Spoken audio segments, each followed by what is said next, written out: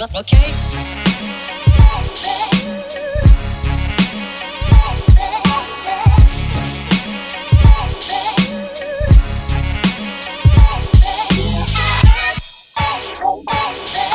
Welcome to this week's episode of the Three Quarters Podcast. As always, we ask you guys to interact with us on our social media handles. They are at the bottom of your screen. My guest today, and has been for the last 3 weeks, former Kenya international Antony Mutai. Karibu sana, bro. Pleasure. It's always mine. And Pernod Ricard continue to sponsor us. Today's drink of choice is Chivas Regal Extra. So, of course, Tony has... As usual. Oh, we have also these bad boys. Yes. Are you on?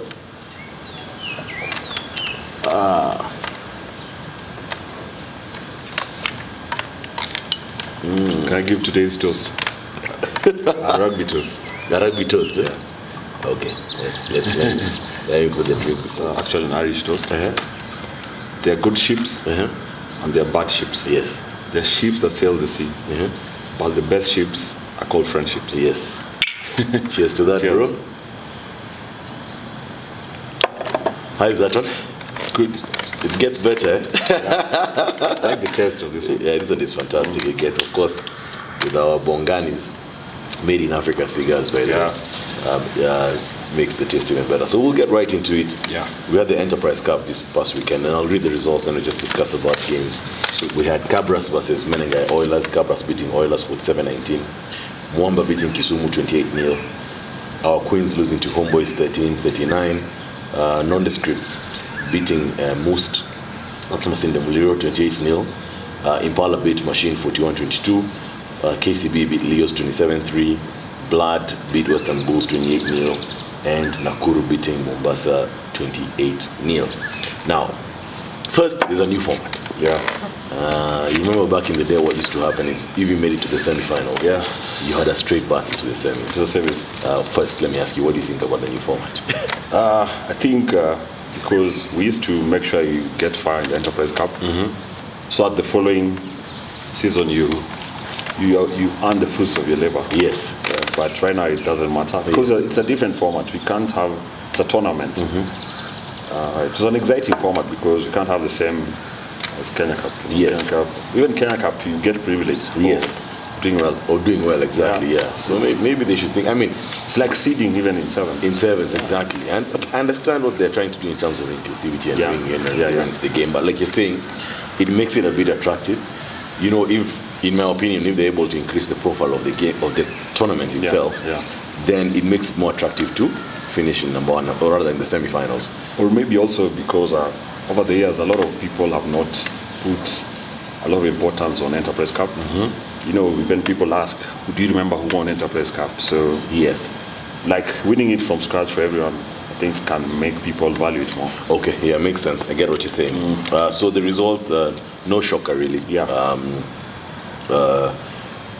Cabras showing their dominance, KCB showing their dominance. Although I'm told in the KCB game, it was actually very close at halftime. Oh, really? And then KCB pulled off. Queens versus Homeboys. Like you said last week, you'd be very stupid to underestimate Homeboys. Yes. Did any result shock you in the first week of Enterprise Cup?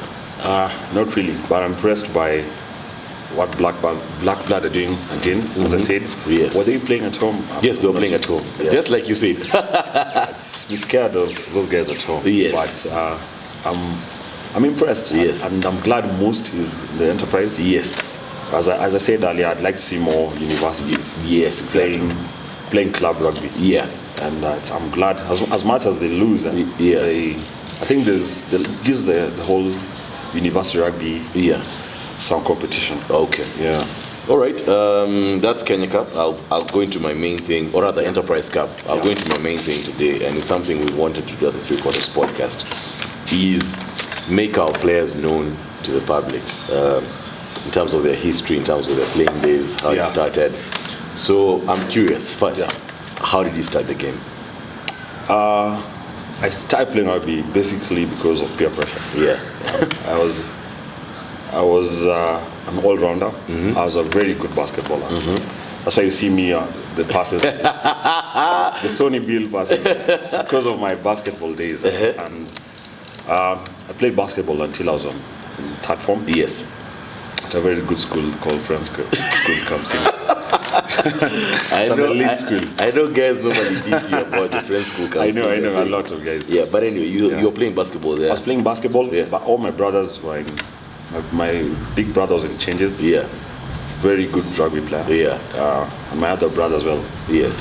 So every day when you go home for the holidays, Yeah. they used to bully me and ask me, what's this you're playing? What is basketball? So in third form, because like inter-house competitions, I could play here. Yes. I finish, I go to the basketball pitch, I play the rugby pitch. So all the coaches wanted me to play. Yeah. So in third form, I actually started playing rugby, form 3. Form 3, yeah. Yeah, that's how I started. And by the way, people don't really know about. First, Kamsinga is a very good school from an athletic perspective. It is. Fantastic hockey team. Yeah. Cheers to Nick Baraza. That's where I was heading. Not too many people know that even Nick Baraza, Kenya International Center and Cabra Center was at Friends Schools at Kamsinga. So anyway, you played third form, fourth form, then you get into club. How did you get into Queens? Actually now, once I started playing, I was the same school with my elder brother. Yes. So I decided to teach him a lesson. I broke his collarbone. So my mom comes to visit us and she's wondering, what's this? Yeah. So, but from then, uni. Yes. Daystar. Daystar, yes. And to Daystar, I played, I think, a few service tournaments with Daystar. Yes. And from then on, is when I joined Club Rare. And it's very interesting how I ended up at Queens. I was actually heading to Impala. And the mat, the mat got spoiled at Poster. Yes. So they told us, so I just started walking towards Impala. Yeah. Then I got to Queens and I saw guys on the pitch. It was doing Jogo Super Series. Yes. Yeah, so USIU Queens were training. Yeah. Yeah, and I just walked in and that's how you got into it? And that's how. And you've been at Queens ever since? Yeah. And no plan of leaving, of course. So a big loss to Impala. Oh yeah, big loss to Impala. So you play for Queens and you're part of some legendary Kenya Cup teams, winning teams, the 2018. Then the three-pitch team, 2010, 2011, 2013. What was your greatest lesson being part of that winning team or those winning teams? Yeah. Because I think that was the platform that then allowed you to play in the international level. Yes. So what exactly did you learn from those 4 teams? It was a team of very great guys. I remember when I joined, Paul Odera was a Queen's captain. Yes. Then. Yes. Current Kenya Simba's coach. Yes. Current Simba coach. He was a Queen's captain then. Yeah. We at that time were struggling. We used to not really struggling. Yeah. But we used to lose at the finals mostly. Yeah. To KCB Impala. Yeah. Queen's Impala was a hell of a game. It was a big game. Yeah. Yeah. But then came this time when we decided to make things right. Yeah. We couldn't. And I was in the background just watching from legends like Ogre, Edward Kinyan. Yes. Kiragu Ngunya. Yes. Daniel Kipto. They defined everything for me, Yeah. We'd train, but on game day, the players would command what they want. Yes. It was not, everyone showed up. It was a team where everyone was on the same page. Yes. Yeah, we lose games, guys shed tears. Yeah. It was that close to our hearts. Mm-hmm. So that's how it was a team that we had a lot of passion. Yeah. And secondly, there was culture, and the culture in the team was a winning culture. Yes. It's a lot of teams struggle to get that. Yes. Even internationally, when you look at Super Rugby, there's a culture where players know they're going to win. Mm-hmm. Yeah. Mm-hmm. So it was a really good time. Yes. For my rugby and for Queens rugby. Yeah. And I think it's thanks to those guys. That's how I ended up being the player I became. Yes. Or I still am. Thanks to those guys, they taught me so much. So much. Yeah. One guy I'd really like to mention who mentored me so well was Edward Kinyan. Yes. Yeah. Well known Ogre. Yeah. And Coach Tio. Yes.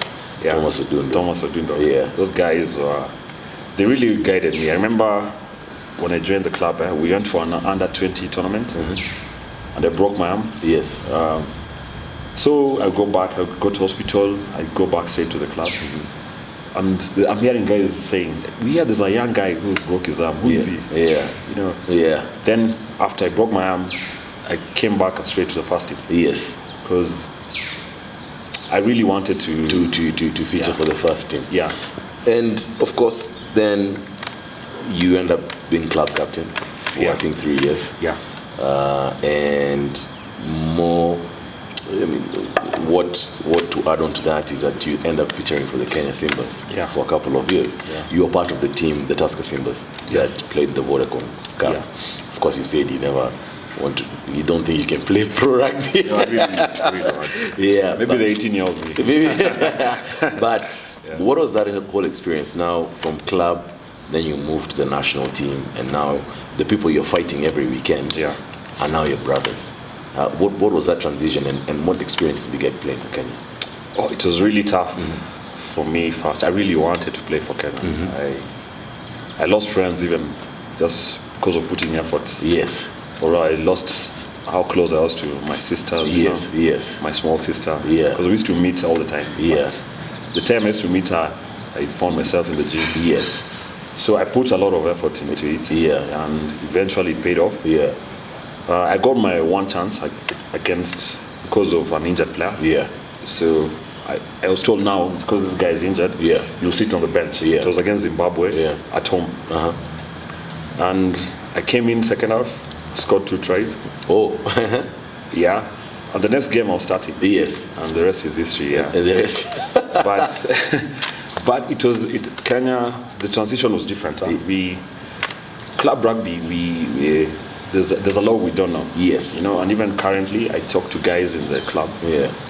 And there's little they know about how serious rugby is out there, especially after traveling in different countries. The one thing I noticed, the rugby culture is the same all over. Yeah. Yeah, but now the intensity at training, you come for training 40 minutes max. Yes. Good session, intense. yeah. But you see club rugby, 24 hours. Yes. And there are a lot of mistakes. You know, the national team training is called off because of 2 knock-ons. Yeah. You know, the coach says guys you can't be knocking on. Yeah, and they tells us guys go to the showers and go home. Yeah. Especially the seriousness of rugby, I learned it through not disrespect to other coaches who coached me at the national level. Yeah. But through Jerome Powers. Yeah. He introduced us to a lot of things we didn't know. Yeah. And I think we should have kept him in the Kenya I agree with you. I agree with you. He really changed a lot of. He built current players like even Chisanga, Martin Owila. Yeah. But for me, that was a coach that taught me so much. Yeah. I thought I knew rugby. Yeah. Because I was doing well. I'm scoring tries. You know? Yeah. I actually got a nickname, White Line Fever. Because of all the scoring tries. Yeah. From one Vincent Ongara. Yeah, Buff. That's what he gave me. Yes. Because I used to score. I used to have a trick where I scored tries. Yes. Almost all games. Yes. Yeah. I remember playing the England Saxons. I remember they came and they played the Elgon Warriors. Yeah. 2012. I still have that jersey hung in my house. Yeah. I remember playing them and I scored 2 tries. Yeah. It was a really tough game. Yeah, I remember that game. I mean, you had some pretty serious guys. I mean, from Kenya. And I was injured. Yeah. Before the game. I was injured, but the coach Hammond Sando told me, we need you for the scrum. Yes. And that was the biggest lie I've ever had. Because you get in there, the adrenaline tells you to do other things. Yeah, so I played the whole game with the twisted ankle. Yeah. Both actually. Yeah. Wow. I mean, that has been, you can't what's the word? You can't complain about the career that you've had. It was good. Yeah, you've been lucky. Some people never even get to Kenya, you know. Yeah. So you've been lucky, and that's an interesting story. You know, some things we always sit in the bars, and some of these things we never hear about. Yeah. Never had a white line fever. I've had it today, but anyway, that's interesting, and I'm sure now our viewers know a bit more about you. Yeah. So we'll go back into discussing the game now. Yeah. And we'll talk about Super Rugby. Oh, nice. Yeah, the season has just started. By the way, which team do you support? Chiefs. I'm a Chiefs. That's why you're happy. I mean, I'm a Chief. I'm very happy. So we'll focus on that Chiefs game. Yeah. But week 2, we had Highlanders beat the Sharks. No, lose to the Sharks. They lost. The Sharks are playing really well. They're playing very well. Waratahs lost to the Blues. Yeah, Mapimpi, yeah.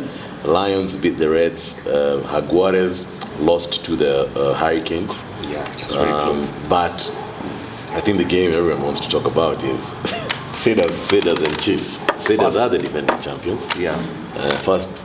Is it 2 years in a row? 3 years. 3 years in a row. And then they meet these guys called Chiefs, or you are Chiefs. I'm curious though, because, I keep on telling guys that, and that's why I want to know why you ended up with the Chiefs. Yeah. I keep on telling guys, you can tell at what point somebody started watching rugby. Yeah. When you place their age, and then you see the teams that they support. Yeah.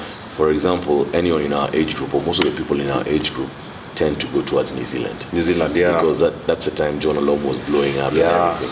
Then you have a bunch of guys who are firmly Australian supporters. Yeah. Because of the George Gregan and Stephen Larkham days. I just want to know, how did you end up with the Chiefs, man? First of all, that was as I was playing, I had a lot of idols at the Chiefs. And especially I was a back row then. It's the scarcity of locks. Yes, turning into a lock. Yeah. Especially Tank Otieno is one who made me play lock at the national team level. But I had a lot of back row idols playing for the Chiefs. And as I was coming into Queens, just because of the culture. Yes. I really found it very nice. So, and the Chiefs culture, they're Chiefs. Yes. Then they're jazzy. Even where they are from in New Zealand, the Waikato, and that's really attractive. That's what, and their style of rugby as well. There's a time the current All Blacks coach, Ian Foster. It's Ian Foster, right? When he was Chiefs coach, right? When Chiefs were dominating a few years back, the days of Aaron Cruden and the works. But anyway, into the game, we're talking about Chiefs versus Crusaders. What do you think went right for Chiefs? What do you think went wrong for Crusaders? To be honest, Crusaders dominated the game. The whole time, they were first half especially. They really attacked the Chiefs from the kickoff. Yes. Sivuris is looking good.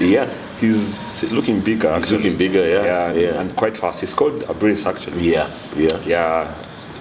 Good. He was playing at 10. At 10. Him at 15. At 13 actually. And as a center. And as a center. And even at some point, Havili came into 10. So he was Havili actually. Yes. He was playing at 10 and he played well. They were leading. They scored 2 tries. The Chiefs were at 3, but they defended really well. They defended really well, and you could tell from the players that they really wanted to win. But they defended really well. The Crusaders had so many chances to score. Yes. But the Chiefs turned over the ball at their 5. Yes. Or close to their try line. Yes. And just exited. Then second half comes. Weber has his own magic. It was 15-all at second half. So they scored a try of Weber's magic. And Sonny Bill offload. Even the commentator was like, clearly Sonny Bill hasn't left Super Rugby. And man, that guy revolutionized the offload, man. So and through that offload, try, the score goes to 22. 15. But the Chiefs really defended well. Cruden is really back at Chiefs, of course. At 10, and he's really operating the whole engine. You feel like he's matured. And you can see even during the game how he's talking to the players. The Cedars forwards, tight 5, dominated all along. And I've had this discussion with Barrett. The lock. Scott Barrett. Scott Barrett. And he's had yellow cards. Even last season. He had a yellow card again on Saturday. And that's when the tide changed. That's when now Chiefs side dominated the game. I mean, it's just the beginning of the Super Rugby season, so that's why I'm not really panicking. No, you shouldn't, because again last season the Chiefs beat Crusaders. Same thing. And Crusaders always speak towards the end of the so you shouldn't be. I'm not panicking. Don't worry about that. I hope you don't win. For rugby's sake, I also hope the Crusaders don't win, because it's going to become monotonous. I mean, 3 times now. Yeah. So you want somebody else to win. And the funny thing, after a World Cup, it's the Super Rugby always becomes emotional. Yes. You'll see it when New Zealand team is playing South African team. Yes. Yeah, they'll try and prove a point also. Yes. So let's see how it goes. It's very exciting. Yes. Yeah. It should. I mean, and like I say, now I have something to do on Saturday morning, Friday morning, the whole day actually. Yeah, when I'm not doing anything. Apart from really Valentine's Day, don't watch rugby on Valentine's Day. Oh, you reminded me of that meme that when the Six Nations was starting. Yeah. And how they said how women see Valentine's Day, how we see Valentine's Day. So, I mean, the month of February. Sorry, I beg your pardon. And so we move into our next topic, which is the Six Nations. Actually, as we speak right now, France is leading Italy 13-10. Of course, they beat England last week. We had Ireland beat Wales 24-14. Yeah. And then we had what was a rather scrappy game. Yeah. Scotland versus England, and Scotland losing to England 13-6. Now, over the last few years, you get the feeling that it's a bit more competitive, Six Nations, especially those four teams, England, Ireland, Wales, and France. Yeah. But also Scotland have been playing some very good rugby. Very good. And know what shocks me also is that I think of the Six Nation teams, only one team is not coached by a Southern Hemisphere person.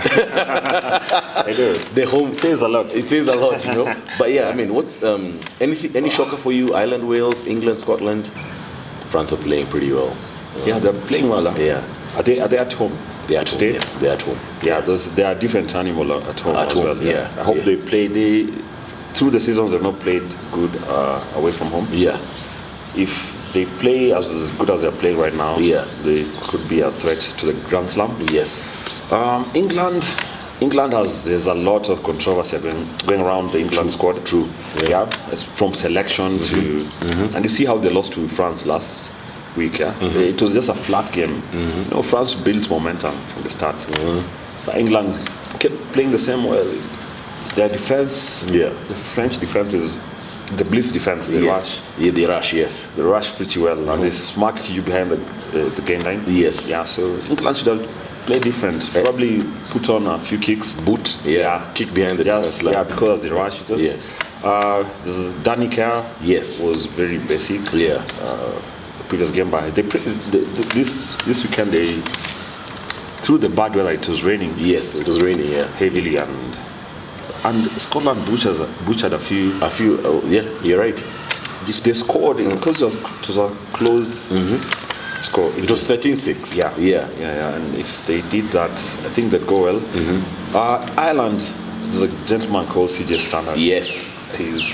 He had an immense game. Yeah. Every ruck he was in, he had it was a record turnover. Yeah. I can't remember the exact turnover. Yeah. Then also I'd like to mention Underhill for England. Oh man, Sam Underhill. Yeah, that guy's been having a good last 2 years. He's a monster. Yeah, he's a monster. I think he won England that game. Yes. Yeah, because it was the conditions. Yes. I think he won the game for England. Yeah. And I like scrappy back rows, because back rows are supposed to be the work that people don't like. It's a traditional back row. Yes. Traditional, not fancy. Not fancy back row. Yeah. Just does his job. Yeah, you know, I like they're also supposed to do the dirty work, you know, and I like how some Underhill plays. I mean, the Six Nations is going on, Super Rugby is going on, Kenya Cup is going on. A lot of sports. There's a lot of sports happening. For those who follow, foreign sports, there's football happening. English Premier League is hitting up. Yeah. NBA is hitting up. So there's a lot of sports, and one thing is certain: you will definitely get the updates on the Three Quarters podcast every week. We'll be coming to you every week with different topics, F1, whatever is happening in sports. Guaranteed, we'll be talking about it. Tony, as always, thank you very much, man. We don't take it for granted. No, pleasure. Even if it's a chill, it's okay. Even if it's a chill, it's okay. Now I want to share my knowledge. You have to share, man. That's good enough. Of course, for viewers, as we always say, you can interact with us at the bottom of the screen. Our social media handles are there.